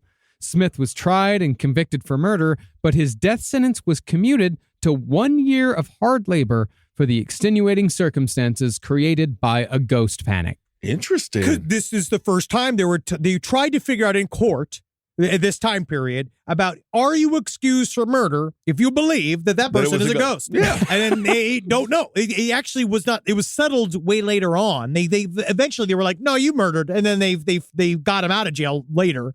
But later on, they were like, no, just because you believe in ghosts doesn't mean you can like openly murder anybody with the sheet on their head, unless they are obviously Grand Wizard of the Ku Klux Klan. Yeah, you can kill them. I mean, you still get in trouble, but we'll all like you. Yeah, I won't tell you. Well, interestingly, however, it was eventually learned that the quote-unquote ghost had actually been real after a fashion. The ghostly figure in white had actually been a shoemaker who was wearing the costume to frighten his apprentice because the apprentice had been scaring the shoemaker's children with ghost stories. Just a funny guy. Just a funny guy. Got a guy murdered. Yeah, murdered for a fucking bit. Oh, my goodness. Now, while some mass hysterias are very much outward operations, sometimes the consequences are inflicted inward, as they were during the Halifax slasher incident of 1938. One night in November, two young women named Mary and Gertrude. Definitely a young women's name. Yes. They were attacked at the local mill where they worked by what they said was a mysterious man with a mallet and bright buckles on his shoes. Cool. It's the leprechaun. I want to be gold. Oh. I thought it would be a big clown. I imagined it like Bozo the Clown. No, they don't wear buckles in clowns. I don't see buckles in clowns. I see him as a munchkin. You do. I but can a see a big munchkin. A bunchkin. Yeah, I could see that munchkin, yeah. A big, so you mean a man, a regular-sized man. Dressed as a munchkin Uh-huh. with a big mallet, like a Hummel character. He's got a pin. Sure, He's got, sure. in my head, it's like a gnome-like hat, like a Terry the Gnome style hat. Yeah. And he's got like a beard, and he's got a fancy little shoes and little tiny little pointed boots on. And he's got a big mallet. Right. Huh. I could see it. I for some reason associate mallets with clowns. That's unique. I don't. Yeah, I could see it. Honestly, I see that. Do you see it? See, I see people like, I think of clock people.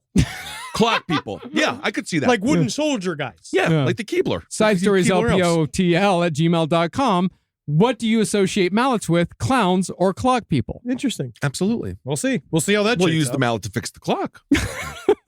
Well, after the attack, Mary and Gertrude ran to a nearby house with facial wounds inflicted by a razor blade, supposedly perpetrated by the man with bright buckles on his shoes. Very similar to the stories of Spring Hill Jack. And you remember the butt slasher in Brooklyn? Oh, well, the Yes, butt that was slasher was bad. very real. Yes. Like, that was Very real. But I absolutely mean, real. like, it's weird. The slashing epidemics have happened before and, Oh, yeah.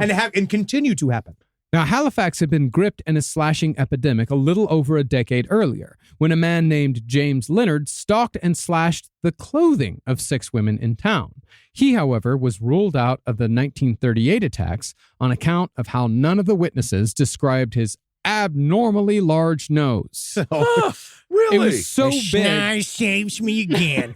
It was so big that if you saw it, Yeah. you would notice it. That's the first thing you big would say. nose. Yeah. So in this case, the big nose saved him. Yeah. Well, he slashed a bunch of other people. Yeah. Yes, that's not good. No. Yeah. On account of the nose. I know. The nose knows. No, within just a few days after Mary and Gertrude reported the man with the bright buckles, anxiety over slasher attacks had gripped the town.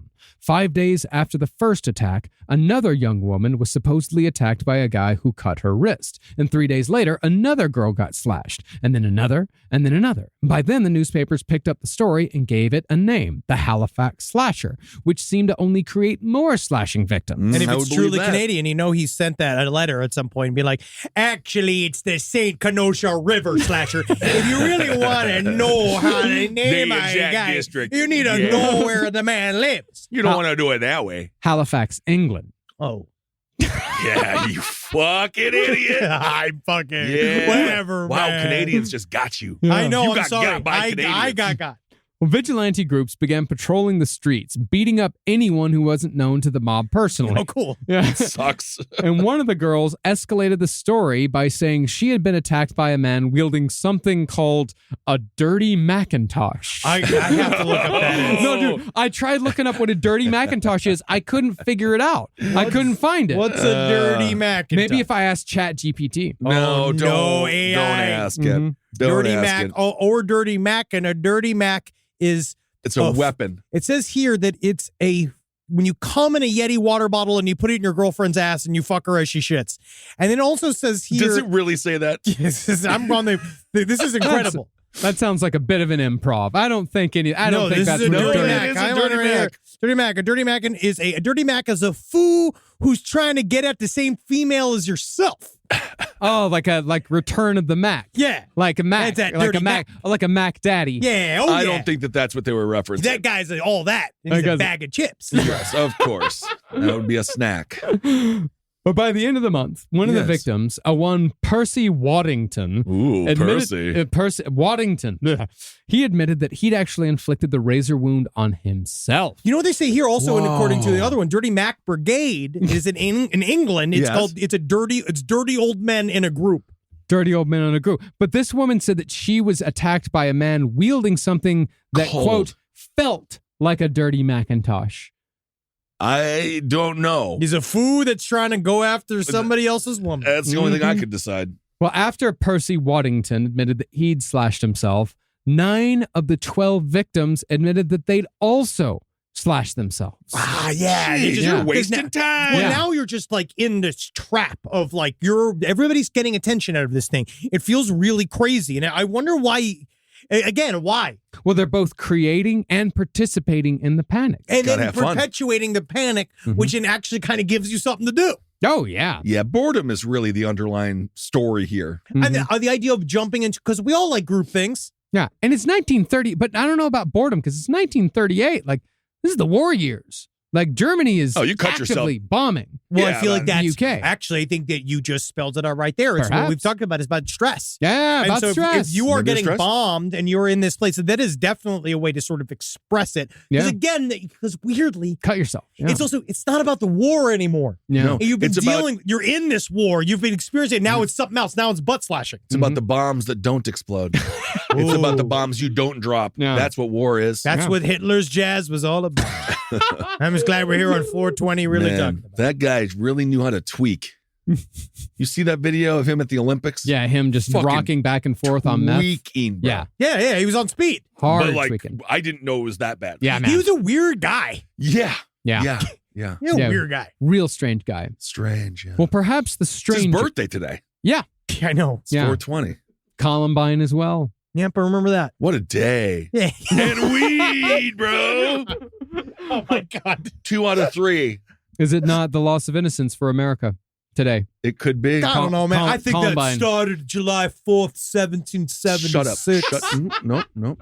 Yeah, think about it. I mean, I am. It doesn't Think make about sense. it. You haven't made sense once I yet. am fucking- Almost 2 hours. I not am making sense. trapped inside of a prison of my own brain. Oh. But perhaps the strangest modern mass epidemic occurred in 1963 in the country of Tanzania in East Africa, just a month after they gained their independence from the United Kingdom. There, a teenage girl at a missionary boarding school began having a fit of anxiety-induced laughter, and pretty soon, she and her friends were all laughing uncontrollably. Every one of That's these scary. things happening at boarding schools and convents, every story of mass hysteria amongst little girls all feels like anime movies. Yeah, it really does. All I know is as a performer who does comedy, great crowd. It's not- This crowd is great. They're not smizing though. Like it's ha ha ha ha. Yeah, I ha, don't ha, care. I like- just want to hear it. Oh, you just want to hear the empty, hollow laughter. Well, that's all I search. That's what I seek. Ha ha ha. Hmm. Ha ha ha ha ha ha. Just give me noises. Yeah. Yeah. Okay. Yeah. Well, before long, 95 out of the 159 students were unable to stop laughing. They were sent home, but then the laughter spread to their families and thereafter throughout their communities. This can only mean one thing. Fluffy has arrived in Africa. Whoa, Gabriel Iglesias. He's really famous. Yes. Well, the Junji Ito-like epidemic spread to thousands of people all over the region and lasted for months, long enough where the schools were closed. In some cases, the laughter would only last 2 hours, but in other people, they could suffer for weeks. Ask In- Natalie. In one case, it was a year before Jesus someone Christ. stopped laughing. Would very you rather interesting. do nonstop laughing or nonstop hiccuping? Laughing. Hiccuping. Because then at least you could get stuff done. Like you could talk still. If you're laughing, you can't talk. Hiccuping makes me feel crazy. Yeah. I do hate a hiccup. Yeah. I hate a hiccup. I love to laugh. But if you, but I I was guess going to say that in my obituary. But you're also in your mind, you're in hell. yeah, But I am your already. face though. is like, You're just talking about generalized anxiety and OCD. Yeah. Hmm. Yeah, so I'm already there. Yeah. You're here, man. Yeah, I'm in a nightmare up top. It's fun out here. Well, soon the laughter turned into uncontrollable crying, aimless running, and violent aggression. There was no physical reason why any of this started, or any physical reason why any of it stopped. The only theory anyone could come up with was that the schoolgirls were increasingly stressed by the alien environment of a Christian missionary boarding school. At first, I thought you meant of like the aerial school phenomenon. Yeah, that alien. That's an alien environment. That would have but a been different kind of interesting. alien Maybe environment. they just missed the queen. Oh, I doubt it. The Queen Of England. This is Roll on. 1963. Yeah, just keep going. She just started. 1963. This is when she just started. Had been in power at that point by like 9 years. This is when she was like fuckable. Yeah. That's how long Yeah, ago but this they. was. But Yeah. I'm saying they no longer have control, so they missed the queen. Okay, now I get you. Yeah. Yeah. That's exactly what I was about to say, actually. Oh, great. Yeah. It's because, it's a transitional anxiety. Wow. Like, the country's finally Look at that. set free from colonial bonds. They've got, this is the I didn't have makings. to fucking write that down. Yeah, you really didn't. Great. That's Yeah, a you good could- idea. You said it in a way that I didn't understand, but I liked what you Well, said. do the way you wrote it. I think it works. I think it works. All I right. think it works. Just do what you mean. Do that. Have you The heard about triangle, the triangle of trust has spoken. I acquiesce. Have you heard that there's that new school supply sale coming up? It's class hysteria. Okay. Why not? Why not? Well, perhaps the most well-known epidemic in modern times, however, is the Japanese Pokemon panic of 1997. This is Whoa, freaky too. what is this? Have you heard of this? No. Do you know about this? No. Have you heard about this? I haven't. Have you heard about this? So I didn't even realize Pokemon was out in 97. Yeah, But I it was- guess it's been around for a long time. It was on its 38th episode. No shit. Mhm. But that year, over 12,000 children exhibited physical symptoms ranging from nausea to seizures after watching an episode of Pokemon called Computer Warrior Porygon. Okay. Now, at first, the sickness that eventually came to be known as Pokemon shock. And that's normally when you have one of those little balls up in your vagina your for too vagina. long. In your vagina. Yes. I didn't even write that down. I didn't come up with You anything. didn't write that I didn't down wrote- at No, all. I wasn't prepared. Yeah. Yeah, didn't write that down at all. That was See that? it was attributed to a photosensitive epileptic fit triggered by the bright flashing lights used in the episode when Ash and Pikachu went into the computer. Well, because that's what I thought at Wow, first. I thought weird. this really was just a response to the lights, but it was more complicated than that. Well, more complicated in a way that we don't understand. Those same flashes, they'd been used in previous Pokemon episodes, and they've been used in other anime. In fact, this tension-building technique of different colored lights flashing over and over again, it was used so often that it has a name. Paka Paka. oh well. Oh. And so, like, you feel like people should have been used to it at this point. Or that's not even necessarily that they would have been used to it, but if it was the flashing lights, it would have happened before this point. Oh, absolutely. Yeah. Okay. But for whatever reason, after this episode in particular, over 600 children were taken to the hospital complaining of shortness of breath, nausea, and blurred vision. The event then got picked up by the news, who unwisely re-aired the segment in its entirety during the newscast. You mean this segment? Yeah, they all jumped up. Oh, yeah. That's really smart. Yeah. It really could be. But anyway, as a result, a further 12,000 kids were afflicted. Yeah, they just did it again. Oh They did it to my everybody. God. But I actually just thought about this. Maybe it could be. Pokemon was an incredibly popular show from the beginning. Yeah. It could be that when it was used in other episodes, Not as many people saw it. It didn't have as big of an audience. Who knows? And people didn't pay attention. People didn't put together the dots. They didn't connect the dots. Dark world of Pokemon. Also, is there something to the order of the lights and the colors of it that maybe could affect the human brain? I don't know. Yes. You saying yes? Yes. I'll take your word for it. That's the probably. expert that I know to my left. Probably. Why not? Now, the Pokemon case is fascinating, not just for the speed at which it happened, but for how something so large can happen so quickly without any real scientific explanation as Yeah. to why it happened. To this day, no one is really sure what happened. That's and to make weird. And to make sure the episode has never been re-aired. Really? Yeah, not in And we Japan. gotta Not in see Japan. this. We're going to show it on the stream. Yeah, not I in wanna Japan at see least. it. Yeah, you can find it, but it's never Yeah. been re-aired on TV in Japan. 97. Wow. Now, scientists who have studied the causes of mass sociogenic illness have had largely inconclusive findings. Good, great. Mostly this is because these illnesses are so spontaneous and they're so difficult to see while they're happening, especially hard to see by the people it's happening to. I love the Mueller report of Pokemon. Oh, yeah. And I love our experts, right? All of our experts, their big old brains and their large books. Does anyone wear their It's Mueller time shirts anymore? No, that fashion is past. Now I remember that. Yeah. It's Mueller time. Mueller time. I love that Was it German really- Inquisitor. Was it Mueller? It's fucking Mueller. Okay. It's Mueller. Yeah. Yeah, but the concept of you're dealing with an issue that is widespread and immediate, and then, as we have all discovered, as we've gotten older, when you're trying to figure out how to get an answer from all these various experts, these people that work for the government, and they just kind of want to button up whatever situation's going on real fast. They just want to just have it be done. They just want to go on spring break. Yes, they just want to wrap it up. Yeah, and so they look at you, and as soon as it's, mysterious, they're like, It's like working for the weekend is great in theory unless you're in charge of our nukes. Yeah. Can you work for Tuesday? Yeah. Like, unfortunately, I know it's a Sunday, but you're in charge of the Department of Transportation, Mr. Buttigieg. You got him. Speaking of Pokemon, he's a little. He likes the Pokemon. Wow. I was going with a size joke, but then you came in and totally redeemed yourself. This whole joke. Good episode, job. complete C Way to work, go. and then boom, an A+, bringing you to a B. That's all I need.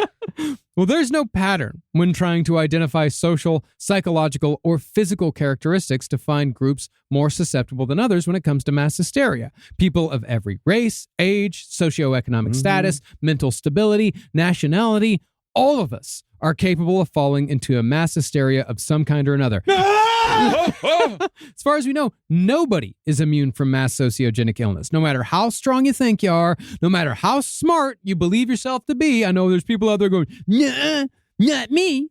You got that person you made up in your mind. That's how you win an argument at all times. I invent the other side, and then I go, "Oh, well, fuck you and your mother," and then it's done. And I deny I'm brilliant.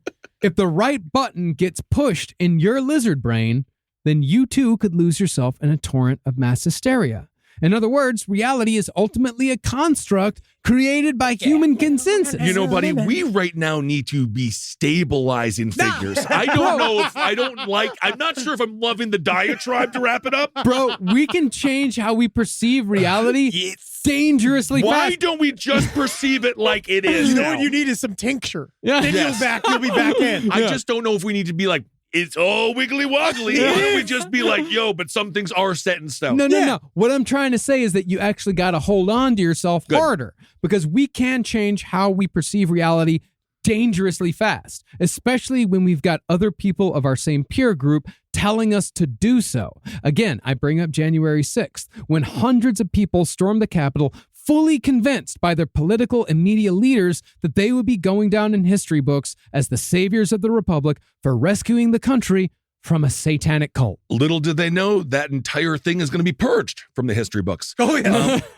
I mean, they just wandered around filming themselves. They loved it. Like the spell, you saw the spell being broken. They don't know what to do once they got get here, there. and they're like, it's like, what they say. It's the Joker. If he got a hold of the car, would he even know what to do with it? Well, you steal the car, take it, drive it around. It's more of a dog scenario, I think. It is, but he attributed to the Joker in the film. Did they? Oh. This new one's going to be interesting. Okay. So close. So close. But that is to say, when anxiety is whipped up hard enough over a long period of time, people can convince themselves that anything is true. And when that happens, you better make damn sure that you or your group aren't the ones in the crosshairs. Little Dan Carlin right at the end. Wow, little Dan Carlin, mass hysteria. I like the wrap up. Thank you. In the crosshairs. I don't necessarily, again, I'm 50-50 on it. On mass hysteria. On the conclusion. On the conclusion? Yeah. All right. Crosshairs, everyone's getting shot. Yeah. I mean, that's a lot of mass hysterias do and end in murder. That's violence. Sometimes when you catch yourself simping hard for some woman, you found yourself deep in the middle of lass hysteria. There you go. Thank you all so much for listening. I hope you enjoyed this episode. And I hope that you did. And if you're a it's particularly big fan of UK punk, you might find yourself in crass hysteria. Yes! Wow. Kissel? Well, I'll tell you one thing. When I think about hysteria, I always think about, well, I actually, let's fishing, good bass today. hysteria. You're good today. And if you're a particularly big fan of ska music, yes. you might find yourself in brass hysteria. Yeah, that's Interesting. good. Very good. Oh, God. Ass. Pass. Yeah, anything that Mass. rhymes with it there. You can- Grass. there That's you go. what I'm experiencing today is Yes, grass hysteria. there And you if you're go. a skeptic of UFOs, you might find yourself in Philip J. Class hysteria. All right, everyone. Thank you so much for listening. He got out of it. Yeah. Oh, I'm out. Oh, I'm done. I am done. Do we have anything to say? To wrap it up? No, not Just anymore. fucking No. enjoy your time, ladies and gentlemen. We do have a lot of things coming up, but we're not ready to announce. But if Yes. you go to Z2 Comics, you can purchase Last Comic Book on the You left can volume pre-order 3. it. You can It's- pre-order yeah, it. you can pre-order. But we're gonna make sure that they come out on time. Yeah. Just like Mussolini. We're gonna make sure that those comics come out, and we can't wait for you guys to see what we're working on now. Guaranteeing it. Actually, guaranteeing it. Oh, that's a great. That's not That's a gonna good help us. idea. That's a good Any idea. problems? Yeah. Guarantee. Guarantee. And also today is it's already passed, but Spring Hill Jack Coffee was doing a 420 special. If you buy any sort of coffee, it's too late because they were going to give it to the Last Prisoner Project. But they're going to start selling shirts of the design that they just did, which is fucking awesome. Great design. Spring Hill Jack, and then a chunk of that money is going to go to Last Prisoner Project. Yeah. Oh, yeah. And next week, what's going to be fun is that we're actually going to be going on a bit of a spring break. We're giving everyone the week off, including ourselves. I mean, I'll be worrying. Yeah, worrying. Of course, not a break. Spin for worrying. around a bunch. Yeah, we'll do this kind of stuff. But we're going to do a little best of, and then we're going to be back the next week with some blood. We're going to have some big All drippy blood, and then I think we're jumping into some historical periods. Yeah. Oh, yeah. Other We're going to be drippy jumping bloods. into some Speaking of drippy blood, particularly big when did the historical tampon period. come out? We'll cover that. Yeah, awesome. that's the All whole right, everyone. history of the tampon. And you know what? Every woman listener can't wait to hear our perspective on the Absolutely. nature of the tampon. I'm a fan of free bleeding. Why not? Let me know where you've been. And speaking of free bleeding, come to see Wizard of the Bruiser and Page 7 live with the Release the Butthole Cut tour. Let me give you a rundown of Will these they dates. ever release the butthole cut? No, because then they have to stop cats? the show. They really should.